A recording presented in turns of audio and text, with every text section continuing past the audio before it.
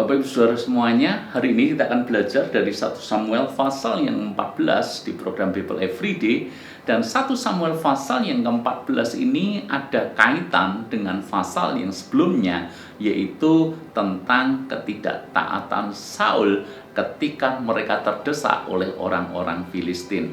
Saul bukannya menunggu Samuel, tetapi dengan lancang mempersembahkan korban bakaran itu sendiri. Kenapa Saul dengan lancang melakukannya? Karena tidak sabar menunggu. Kenapa tidak sabar menunggu? Karena Saul melihat selain posisinya terdesak, banyak rakyat Israel yang mulai kabur, yang mulai melarikan diri, dan jumlah pasukannya berkurang. Logika dia berkata, kalau jumlah pasukan menjadi semakin sedikit, mereka akan kalah perang. Ya, ibu bapak saudara semuanya, ketakutan Saul itulah yang membuat dia taat. Nah, sekarang kita akan bandingkan dengan Yonatan yang adalah anak Saul. Ini adalah sebuah perbandingan yang sangat kontras. Bukan sebuah kebetulan bahwa kisah ini ditulis dan ditempatkan secara berurutan, seolah menjadi pembanding supaya kita mengetahui apa yang harus kita lakukan dalam hidup ini.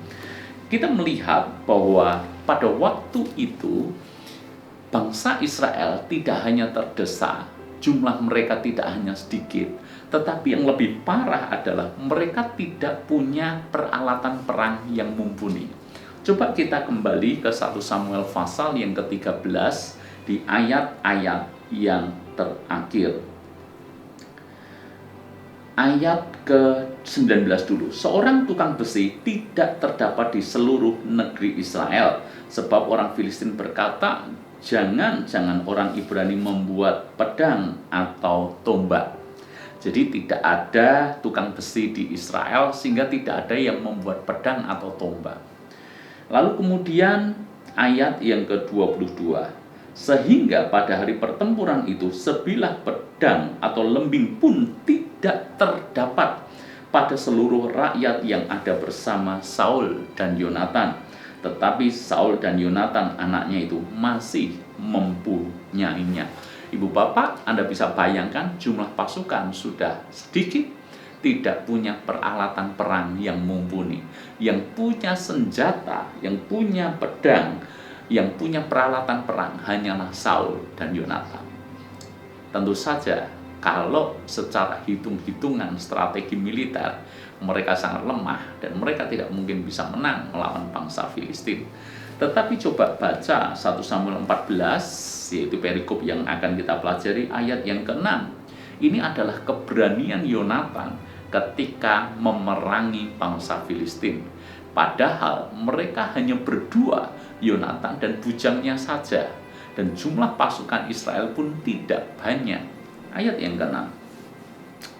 Berkatalah Yonatan kepada bujang pembawa senjatanya itu, mari kita menyeberang ke dekat pasukan pengawal orang-orang yang tidak bersunat ini. Mungkin Tuhan akan bertindak untuk kita. Perhatikan sekarang. Sebab bagi Tuhan tidak sukar untuk menolong dengan baik dengan banyak orang maupun dengan sedikit orang. Saya ulangi, Yonatan berkata, bagi Tuhan tidak suka untuk menolong baik dengan banyak orang maupun sedikit orang.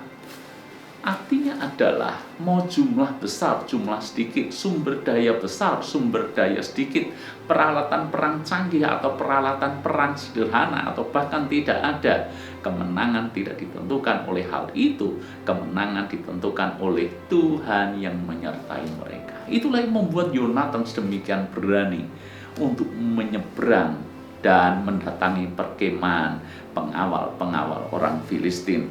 Dan kalau Anda baca ayat yang ke-13, maka naiklah Yonatan merangkak ke atas dengan diikuti oleh pembawa senjatanya. Orang-orang itu tewas terparang oleh Yonatan, sedangkan pembawa senjata membunuh mereka dari belakangnya. Berdua saja mengalami kemenangan besar. Dan ayat yang ke-15 itu membuat bangsa Filistin gentar semuanya. Mereka gemetar dan kegentaran itu datang dari Allah. Anda baca itu, kegentaran yang dari Allah. Jadi kemenangan itu sesungguhnya ditentukan oleh Tuhan sendiri.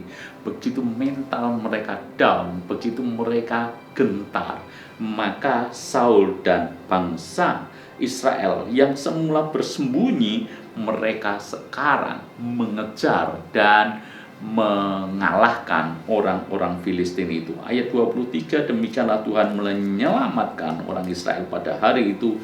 Pertempuran itu meluas sampai lewat Bet Awen. Apa yang kita bisa pelajari, Ibu Bapak Saudara? Kalaupun Tuhan izinkan hari ini kita mengalami pergumulan, kita dihadapkan dengan tantangan hidup, jangan pernah mengukur besarnya kekuatan kita untuk mengatasi akan hal itu. Rencana boleh, perhitungan harus, pertimbangan wajib, tetapi di atas semuanya itu, andalkan Tuhan di atas segala sesuatunya.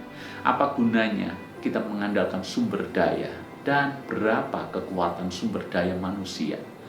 Berapa besar kekuatan kita? Itu sangat terbatas, saudaraku. Belajarlah untuk mengandalkan Tuhan. Kalaupun hari ini kita dihadapkan dengan raksasa yang besar, Goliat yang menurut ukuran kita mungkin di bawahnya. Tetapi kalau kita mengandalkan Tuhan, maka bukan tidak mungkin Tuhan tidak hanya sekedar memberikan kita kemenangan, tapi kemenangan yang besar. Mau masalahnya besar atau kecil, mau sumber daya kita besar atau kecil, yang terpenting adalah apakah Tuhan menyertai kita. Sebagaimana Tuhan menyertai Yonatan dan memberikan kemenangan kepada Yonatan, maka Tuhan yang sama menyertai kita dan memberikan kemenangan bagi kita. Saya ulangi lagi ayat Mas hari ini, ayat yang memberikan kekuatan kepada kita semuanya. Sebab bagi Tuhan tidak sukar untuk menolong, baik dengan banyak orang maupun dengan sedikit orang, baik dengan banyak uang maupun dengan sedikit uang, baik dengan banyak sumber daya maupun dengan sedikit sumber daya, baik dengan banyak pengalaman maupun dengan sedikit pengalaman, baik dengan banyak koneksi maupun dengan sedikit koneksi. Semuanya yang terpenting adalah faktor Tuhan yang menjadi penentu kemenangan kita. Tuhan memberkati.